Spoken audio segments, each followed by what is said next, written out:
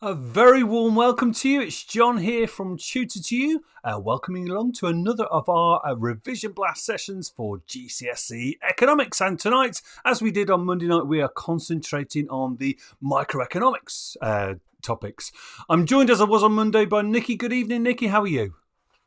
Good evening. I'm fine. Really looking forward to this. Yeah, as am I. As am I. Now, if you've not joined us on one of these before, what we're going to deliver 30 minutes or so of fast-paced, mainly knowledge-based activities, but one or two where we're stretching you a little bit further than that. And we would love to see your responses in the chat window. So if you think you know the answer, have a go. Let's put them in the chat window and see what you think. A quick reminder to you, though, we have the PowerPoint presentation we're going to use, and you can download that as soon as we've finished. So if you want to take a bit more time reading through the answers, do so. And of course, if you're watching it on catch up, if you're watching a recording of this session, you as well can take your time over some of the answers. I think we're ready to get cracking, though, Nikki. Shall we make a start? Let's make a start. Fantastic. Okay, we're going to kick off with some multiple choice questions. So nice and easy for you to put your answers in the chat window. You can just type the letter that you think is the right answer. So we're going to start with a question about elasticity. So which of these numbers represents a good whose demand is highly price inelastic? Laura, how nice to see you again. Straight in there with answer C, and Nat is in there with answer C as well. So same with Ines. So we've got numbers. You have to know your elasticity numbers. Remember, if it's price inelastic, it's always minus, a minus figure, and we want one that's highly price inelastic. So we got some answers for C, which is the lowest of those numbers, minus 0.1. I think you are spot on. We got Rowan come in as well with C, spot on with answer minus 0.1.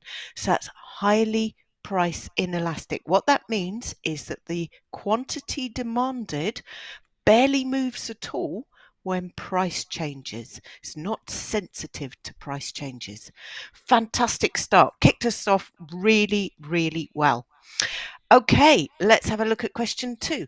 Now, which of these factors will make demand for a product relatively price inelastic? Again, it's price inelastic. We're asking you now about the determinants of price elasticity. What makes something price inelastic? So is it that it's a luxury item, or that a product accounts for a very large proportion of somebody's wages? Oh, look at these answers flying in. A lack of substitute goods, or the good has no habit forming quality. So remember to read the question very, very carefully. We're getting answer C across the board. Absolutely across the board. Let's have a look at the answer. You're absolutely spot on. A lack of substitute goods. So if you haven't got a substitute, you might have to carry on buying those particular goods because they're price inelastic. You can't take your custom anywhere else. Fantastic start. Well done indeed. Right, let's have a look at number 3. If a firm knows that the demand for their product is highly price elastic, what would they expect to happen if they reduce the price of the good? So we're starting to stretch you here a little bit more. So we're asking you, if the good is price elastic and they reduce the price of the good, what would happen to revenue? So Nat's come in with answer B. Laura's come in with B as well. So we're asking, what is going to happen to the firm's revenue? So they know their product is price elastic. It's probably got a lot of substitutes. If they reduce the price of the good, we've got lots of B's, answers B. Liam's come in with B, and is B, Gaurav with B. We are spot on with that answer. You're right. There would be an increase in revenue. Fantastic. Well done, you guys. Super, super start. Right, we've got another question for you. Which of these factors will make supply? Now be careful, it's supply this time. Supply for a product relatively price elastic. Students often revise demand elasticity very well, but not supply. So we've got to look through which of these factors make the supply relatively price elastic. So is it a high availability of stocks, little spare capacity, difficulty of switching between capital and labour, or unable to change production levels in the short period of time? So we want something that makes the supply very sensitive, easy to change your supply when the price changes. Look at all these answers. Fantastic. Ben, Nat, Max smells. I'm sure you do. Laura, MSD, Liam, Het. Hi, Het. Nice to see you again. Jade. Fantastic. All spot on with answer A. Brilliant start. Well done for knowing that, because often, as I say, students forget to look at supply. Right, last multiple choice coming up. Oh, this is getting tricky.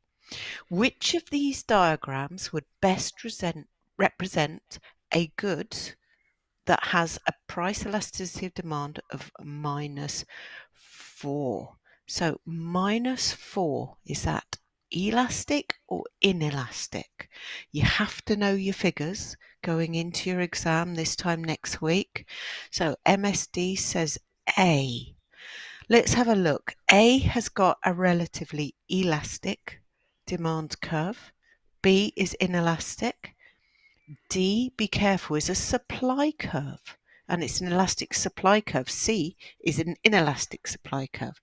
So let's have a look. MSD says A, Nat A, Gurav B. Is not B, that's B is inelastic.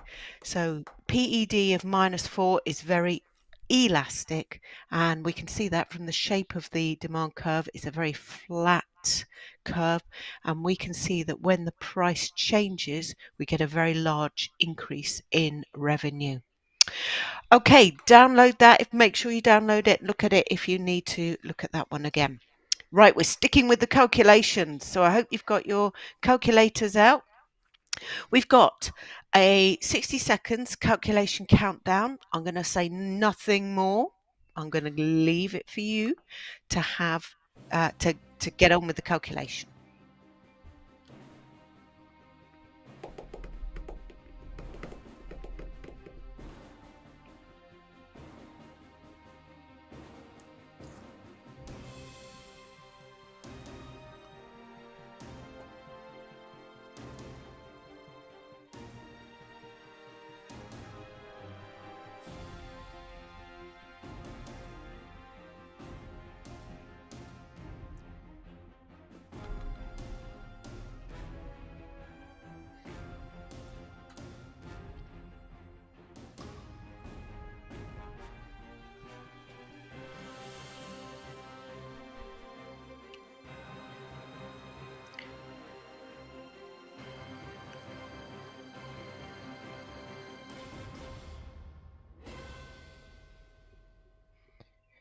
Okay, so time's up.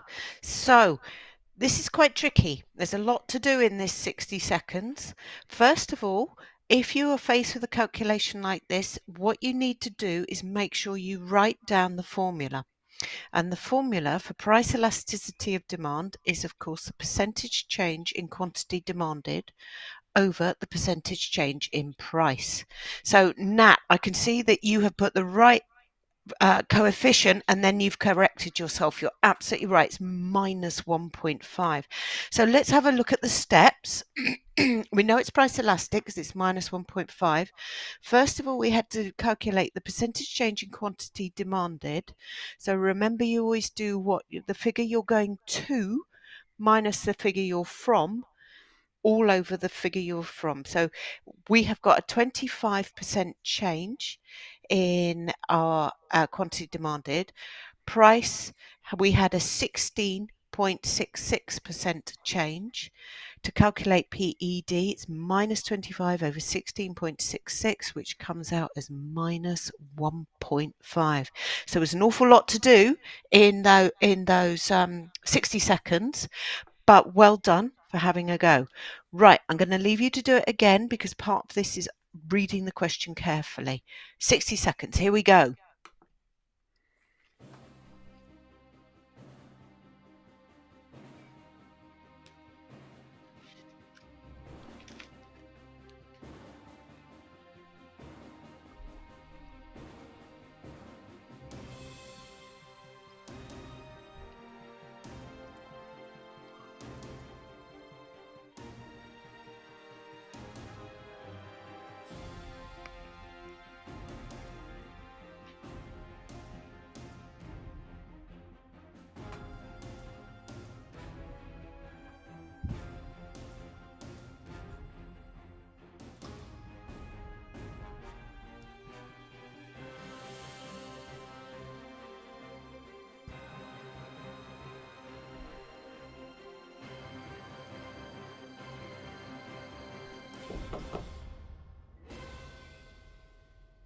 Fantastic. Okay, I can see the answers coming in. That's brilliant.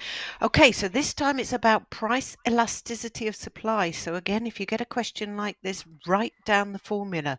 Percentage change in quantity supplied over percentage change in price. And remember, when we're working out a percentage change, we're looking at the difference and dividing it by the original and then times by 100. So in this case, it's £50 over £200 times 100 will give you the percentage change in price. And the difference, the increase has been 5,000 tonnes over 25,000 tonnes times 100. So let's have a look at those answers. Nat, absolutely fantastic. Laura, MSD, well done. And you're right, it's this time it's plus 0.8 because price elasticity of supply, the coefficient is a positive coefficient because as price goes up, so does quantity supplied. So fantastic. If you're not so sure about those calculations, make sure you have lots of practice before next week. You can put your own figures in just to practice different types of calculations. But well done. Fabulous. Excellent. Wonderful, wonderful stuff, and great answers from people on the chat window there. Let's keep that going with our next activity. It's a quick 60-second challenge. This time we're on about key phrases, and I'm going to concentrate this next 60-second challenge wholly on economies of scale. So you'll know there's different types of economies of scale, and we'll mention their importance after we've gone through the answers. I'm going to show you 5 different types.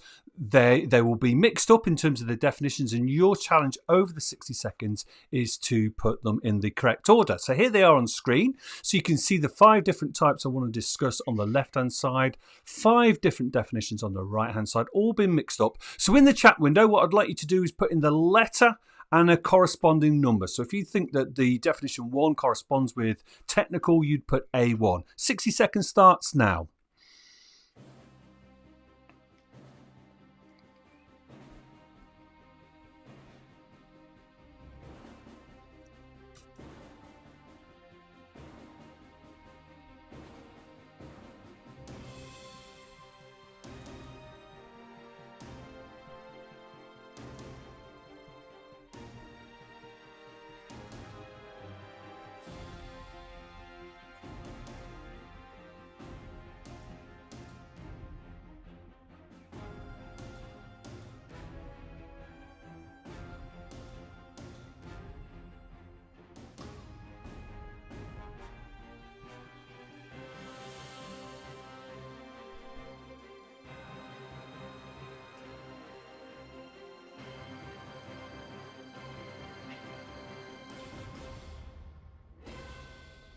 That is your 60 seconds up.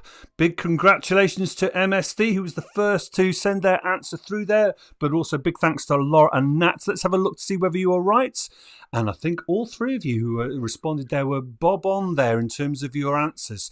So we've got 5 or 6 different types of economies of scale that you should be aware of. The answers are up on the screen. So technical economies of scale are those economies that are achieved through the use of technology. So just to remind ourselves, what is an economy of a scale? An economy of scale is any kind of advantage that a business or a firm gets from increasing its scale or increasing the size of its output. So a technical economy of scale is where we are increasing our use of technology, and that may only be something that a business will invest in if their output is large enough. Purchasing economy of scale, where we have any reduced costs that comes through purchasing things in bulk, and so you'll be aware of the fact that if you buy items, products, raw materials in bulk, usually per unit they'll come at a slightly cheaper price. That way we can reduce our overall unit costs.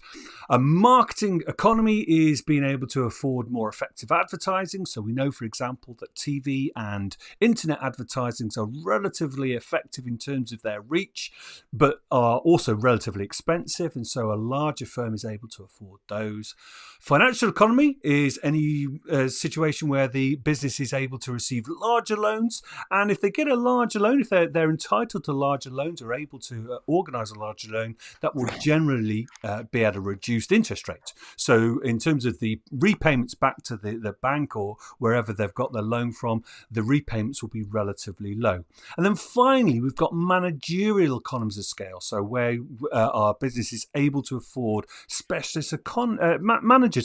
Let's just use the chat window again for one extra question here. If we were thinking about different departments in a business, give me some examples of different departments that you might want to discuss where we would need specialist managers. Let's just see if we get any responses to that open question in the chat window. So what departments might exist within a business where we'll say, yeah, and now we need some specialist managers to give us their expertise. Laura's come straight in with sales management. Brilliant. Thank you, Laura. MSD's come back with marketing. Yes. Marketing, legal. Yes, we might have a legal department as well. Nat said human resources, HR. Brilliant. Het Patel's coming with sales. Just give us a few moments, see if we've got any further ones to that. Nat is coming with operations and trade. Brilliant. Okay. I said I'd talk about the value of economies of scale. Clearly, you're going to need to know these definitions. You're going to need to know where economies of scale fits in. So economies of scale is where we want to discuss about costs and reducing costs for a business. A big tip for you is we know examiners like to see students mention economies of scale, and they like to know that students are aware of the different types. If you can apply your example specifically to a business, so if you're given maybe a longer answer and you can apply your economy of scale specifically to that business, then brilliant. So take, for example, the purchasing economy of scale. If we were saying that we have a business and they might benefit from purchasing economies of scale, let's talk about the type of raw materials that business might want to buy in bulk. So if we were a car factory, for example, we might want to buy steel in bulk. So the more examples that you can give that are absolutely relevant to the business that you're looking at, the more likely you are to gain points or marks, I should say, from your examiners for good quality application. Okay. Now, here we go. Slightly different topic. You'll be aware of the fact that when it comes to your labour market stuff, you need to be aware of the difference between net pay and gross pay and be able to make some calculations. So I've seen questions like this where you're actually supposed to do the calculation within exams. On this occasion, all I'm asking you to do is a little bit of defining things. So what we've got there is like a little account for somebody who's describing their pay, and we're trying to work out their net pay and their gross pay. So I've not got a timer for this one, so I'm just going to give you a few moments. What I'd like to do, again, apply a letter to a number. So where there's a letter in the left-hand side table, it's missing a phrase. What is that phrase? So if you think that A should be net pay, you would say A1. So just like we did before, let's try putting some letters and numbers in there to see if we can get that accounting absolutely correct. Let's just wait to see if we get some responses again coming into the window for this one. So you're just filling in the gaps on our little accounting table there. Laura's come straight in. Thank you, Laura, for your responses. Let's see if we can get one or two more coming in on this one as well. So remember, particularly in your exam, people are going to expect you to know the difference between gross pay and net pay, and then the items that exist within that accounting. So what do you know? Nat's come in as well with the response. Brilliant stuff. Absolutely fantastic. Let's fill that in for you. Let's fill that in. So when we're talking about gross pay, we're talking about any wages that come directly to an employee, so such as basic wage or commission where somebody might be getting paid as they produce more or as they sell more. So our gross pay will show all of the income coming to the individual person. Then to work out our net pay, we need to take off any kind of expenses that may be involved. So in this example, we've got the income tax, which is going to be usually the large proportion that's taken away from wages.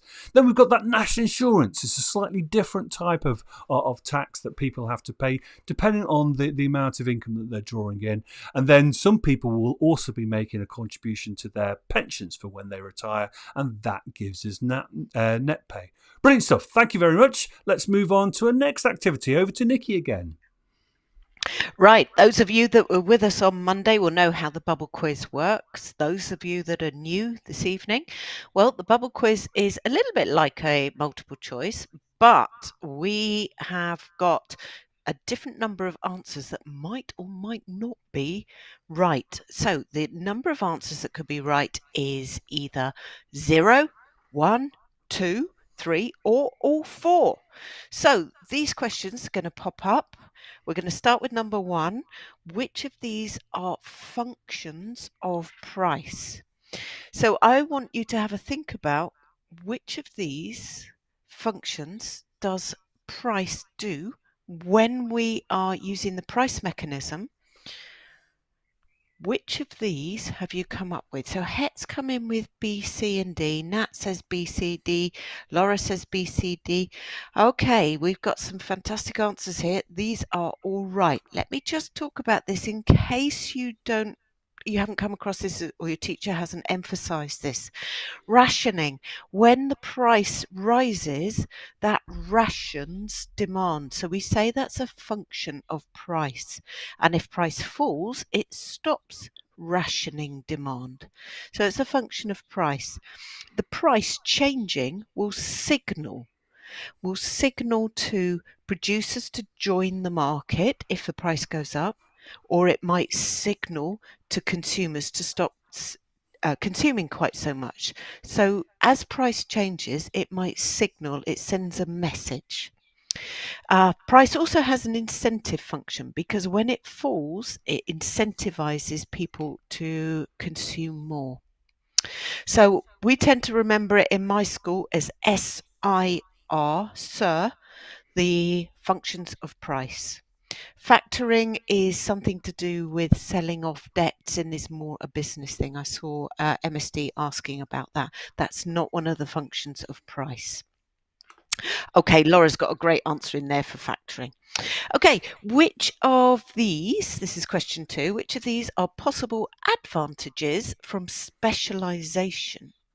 So I want you to have a read through these. Which ones of these are advantages of specialization? So you have to think back. What is specialization? What is happening? What have we got? So let's see those answers coming in. MSD says A, B, C, D, all of them. Nat says A, C, and D, but not variety of choice. Laura agrees with you and says it's not greater variety of choice. Remember, if you've got specialization, what firms are doing is specializing on a particular product, in which case the workers get better at that and therefore they can produce more. And if they get better at it, they might improve the quality. So let's have a look at the answer, please, John. All of them. So MSD, well done indeed. Okay, so all of them are advantages specialization. So Laura, Nat, just have a little revise of that little bit. Same with Liam, and see if you can work out why greater variety. Of course, there'd be more products made if you specialize, and so therefore consumers will have more choice. Right, which of these are moral considerations for businesses? So when we think about businesses in economics, we tend to think of them as being hard-nosed and just financially driven. But which ones of these are moral considerations? So Het straight in there with A and B, equality of pay for staff, the environment. What about the range of colours? Is that a moral consideration? How taxation revenue gets, is that a moral consideration for a business? Liam agrees it's AB. Laura says it's AB. Right, we're fantastic on this one too. It is just A and B. Well done indeed. Right, okay, last one of the bubble quiz. Which of these are demand factors? So remember, we're talking about the demand for labour. So of course, this is firms who demand labour. Which of these affect the demand for labour, if you like? So let's have a look. Is it the number of people with high qualifications, profitability, population age profile, or the performance of the economy. Nat says B and D, profitability of firms and the performance of the economy. So let's have a look. What else have we got coming in the chat window? We have got the answer actually come up. Profitability of firms are demand factors for the demand for labour. Population of age profile will affect supply, and the number of people with high level qualifications will also affect supply. So it's just B and D in this case. So well done to MSD. Fantastic. And HEP. Super stuff. Okay, last activity for the evening. Have a quick look at this question. I think this one's an interesting one. It says, can you give one advantage of competitive markets? I think that's fairly straightforward, so we'll see what we get for that one.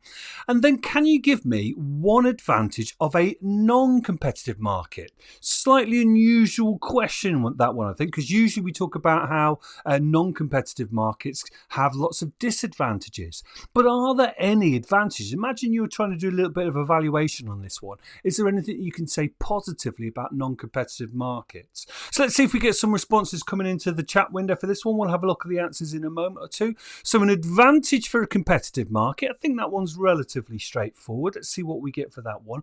But then can you think of, are there any advantages that come from having non-competitive markets? If we think about a market that is either oligopolistic or monopolistic, would there be any advantage for a market? Why would we allow a market to continue to be relatively non-competitive with very few? Laura's come in with something. Competitive markets can be advantageous for consumers as they benefit from cheaper prices and a wider variety of goods. Thank you for that. Non-competitive market benefit producers, they can make larger profits. Now, that certainly is an advantage for the business, isn't it? That they actually will make larger profits. Is there any advantage for consumers? There's a question for you. Is there any advantage for consumers? Soon get advantage of competitive markets that they increase allocative efficiency and firms want to produce according to consumer demand. Of course, absolutely. So the more allocatively efficient they are, if you're using that phrase, the more likely they are to produce what consumers are after. Laura, higher quality goods. Yes, that's a big advantage of competitive markets. Or, Laura, did you mean for non-competitive markets? I think there's an argument to be made perhaps there. Now, MSD has come in with reinvested profits can be used to develop better products. Wonderful answers. Let's have a look at what we've got. Let's start with that, what I thought was a bit more straightforward. The advantages of competitive markets. Competition acts as an incentive. That's the second time we've used that phrase tonight. It's an incentive for improvements in quality of products. So if we're in a competitive market and we want people to purchase our products instead of our competitors, what we'll do is we'll try and improve the quality of it. There's only so much we can do with price, so we might start to improve the quality of it to draw in more consumers. However, competition does also drive down those prices. So well done if you spotted those ones. What about any advantages of non-competitive markets? Have a look at these two. So again, something you might find useful if you were going to make some evaluative comments about the level of competition in a market. Larger profits means that firms can spend more money on research and development, R&D, research and development, and by doing so can therefore improve the quality of the products or the range of their products. So actually, non-competitive firms with those larger profits that we were talking about before are more able to actually invest and improve the quality of the products. And perhaps it's only when we have markets where there is relatively little competition do we see quality actually improve as firms start to be able to invest the profits they've made.